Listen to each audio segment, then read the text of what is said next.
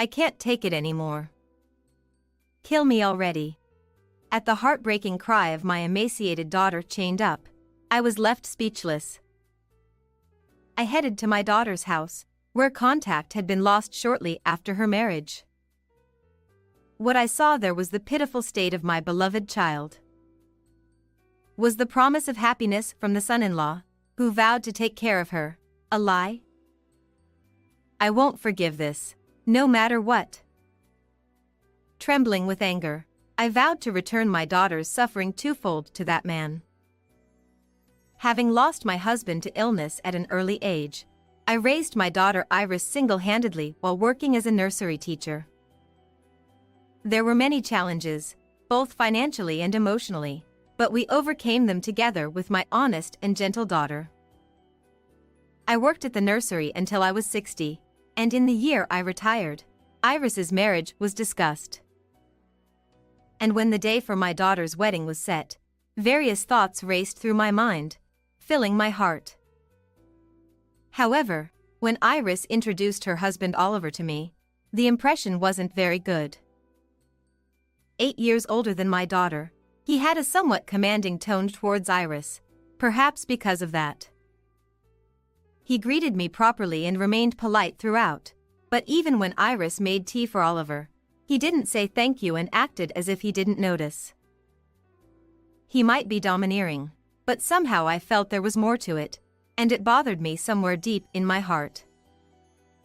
However, my daughter, who lost her father at a young age, might have been seeking some shadow of a father figure in Oliver, who was 8 years older.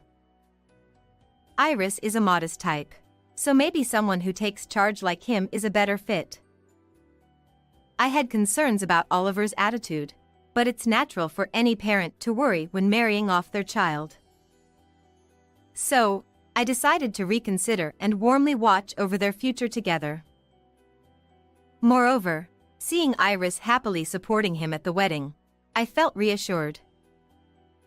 After registering their marriage, the daughter and son-in-law began living in the house where he originally lived. Although it was in the same city as my house, Oliver's residence was on the outskirts of the city, surrounded by fields, with hardly any other houses nearby.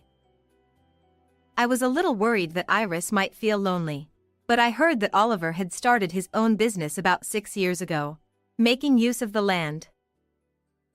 Apparently, he sold vegetables from surrounding farms through online sales, and Iris was enthusiastic about helping Oliver with his work since their marriage. His shop has high ratings online. I really respect him. I want to do my best to support him as a wife too.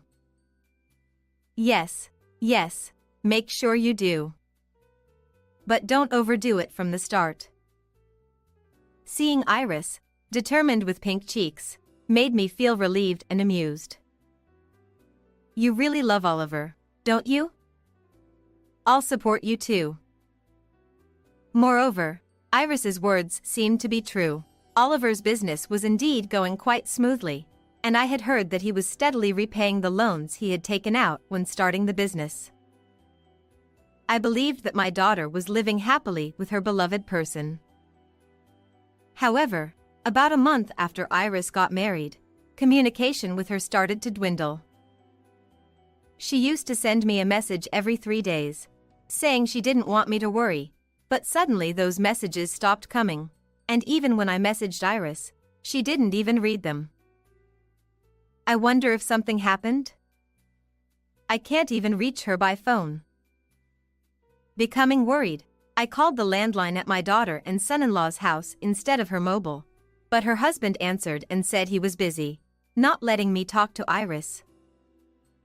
When I tried calling again later, I found out that calls from both my daughter's mobile and the landline at their house were being rejected. What on earth? This is really strange. Filled with unease, I couldn't sit still and drove to check on my daughter's condition. Even though the distance by car was only about 20 minutes, it felt incredibly far, but I managed to arrive at my daughter and son-in-law's house. At first glance, Oliver's car was not parked there. I had heard that during weekdays, my daughter often visited farms, so she might be out. For the time being, I headed to the front door and pressed the intercom, but there was no response. "Are you not home?" But I can't leave until I confirm Iris's safety. No matter how many times I rang the doorbell, there was no response, so I approached the front door. "Iris? Are you there? It's your mom. Sorry for coming all of a sudden." M.O. There. Taking a chance and calling out, I faintly heard my daughter's voice coming from the back of the house. Hastily, I made my way to the yard, and what I saw there was an unbelievable sight. "I can't take it anymore. Kill me already." Under the cold winter sky, Iris muttered those words, her eyes unfocused, her cheeks sunken, bearing no resemblance to her former self. But what shocked me the most was the fact that my daughter's limbs were chained. Why is Iris in this state? What is Oliver doing? Unable to accept the reality immediately, various questions raced through my mind, but above all, helping my daughter was the priority. "Iris, Mom will help you now. Just hold on a little longer." I tried to encourage her, but she only nodded weakly. Her appearance only increased my anxiety. A few minutes later, I managed to unchain her, and I could finally free my daughter. "Your body is freezing. Let's get inside and warm up first." As I tried to put a jacket on my trembling daughter and lead her inside, she started trembling as if she was scared of something. This is definitely not right. It might be better to take her to my house. I put Iris in the car, worried about her condition, and decided to take her to the hospital first. Although she was physically and mentally weakened, fortunately, there were no serious issues, and she was able to return home after receiving intravenous fluids just to be safe. Returning to the house where my daughter and I had lived together for many years, Iris seemed to regain some composure. "Here, drink this and warm up. If it's too much, you don't have to force yourself." What happened? After making hot milk tea, which Iris loved, I broached the subject. "Thank you." "Well, you see." As Iris took a sip of the milk tea, she began to speak little by little, revealing something shocking.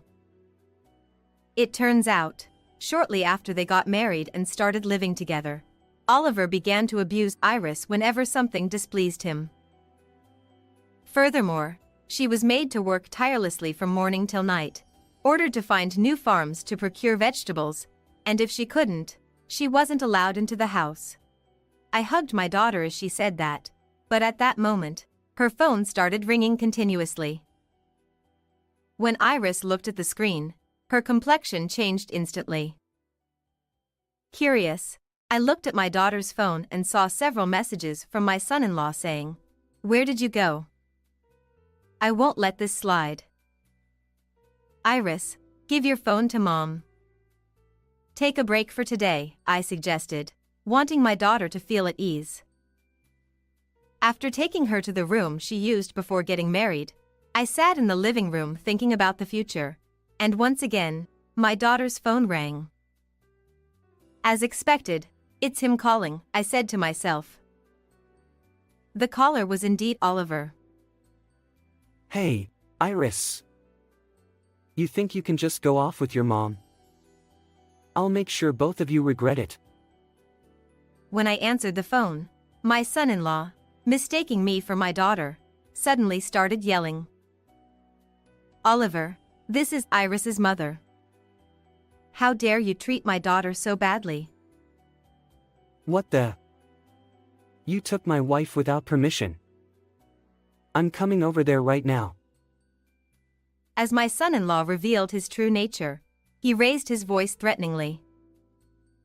"If you come over, I'll call the police," I said calmly, To which I heard Oliver click his tongue in irritation. Damn it, I'll let it slide today, but this isn't over yet.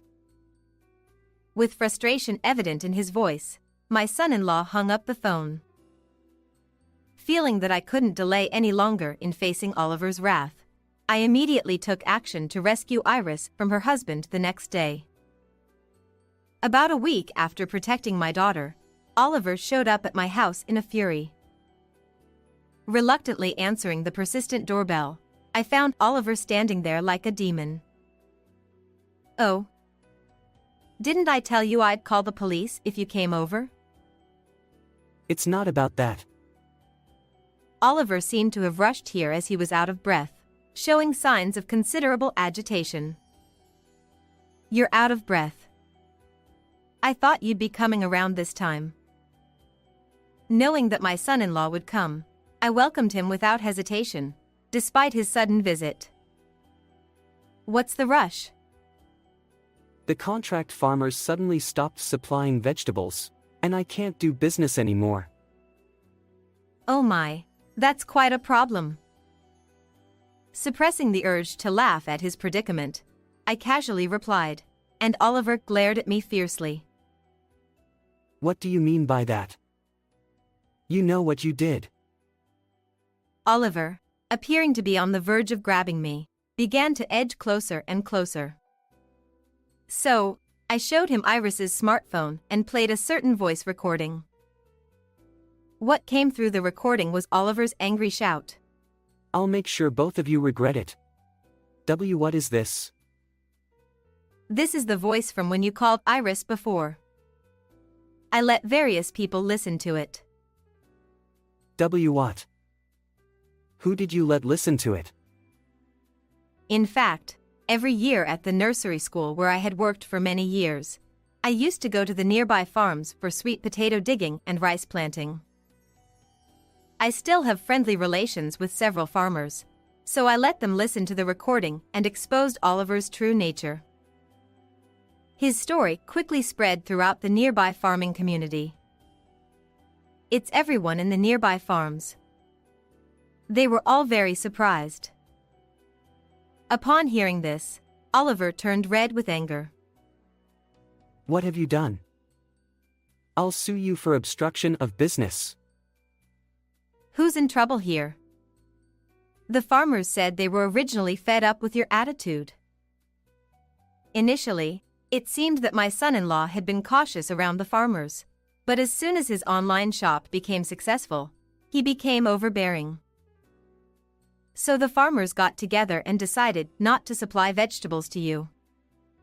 You brought this upon yourself.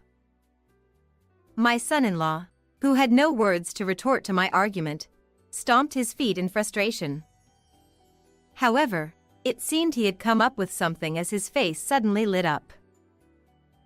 You know, Iris is with me. She's on my side. Oliver declared loudly and started looking around. Oh, Iris. It's been a while. I missed you. Spotting my daughter, Oliver approached her with a flattering tone. Iris, you finally came out. It's okay because Mom is here.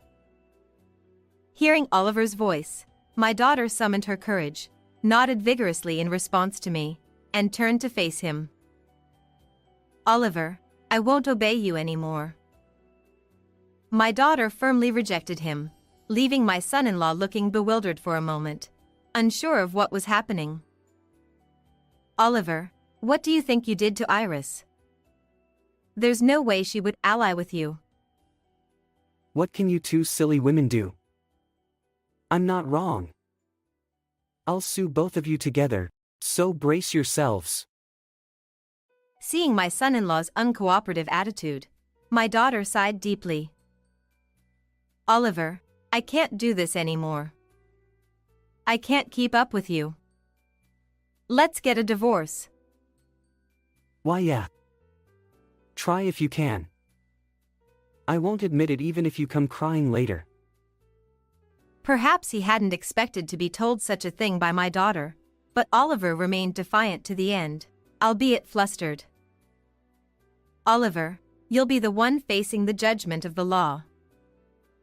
Saying so, I thrust the divorce mediation application in front of him. What's this? "I've already hired a lawyer. What you've done is a serious offense. We're also prepared to take legal action." Perhaps feeling pressured by the mention of lawyers and lawsuits, Oliver suddenly started sweating profusely from his forehead and began to apologize. "No matter how much you apologize, I'll never forgive you. First, apologize sincerely to Iris." With a firm tone, I demanded this from Oliver, who then clung to Iris, begging for forgiveness. Iris, I was wrong. I won't do it again. "I'll accept your apology. But we're still getting divorced." As Iris said this, my son-in-law looked pathetic, clinging to her and refusing to let go. I don't want a divorce. Don't abandon me. "Don't talk like everything's fine after tormenting my daughter. We'll proceed with the divorce through the lawyer, and I won't let you see my daughter anymore." Peeling Oliver away from my daughter, I declared firmly and escorted him out of the house. After that, with the help of a lawyer, Iris's divorce was successfully finalized. She demanded $30,000 in compensation from Oliver. His online shop suffered from a lack of fresh vegetables, and its reputation plummeted online. Despite his efforts to recover, including borrowing money from dubious sources, he ended up going out of business. With the payment of compensation and the ballooning debt repayment looming over him, it's unclear what he'll do next. Meanwhile, Iris gradually regained her physical and mental health and began looking for a job for the future. While enjoying life with my daughter, I also joined a handicraft circle to enjoy my own life. How did you like this story? Please don't forget to subscribe to the channel. Well then, see you in the next video.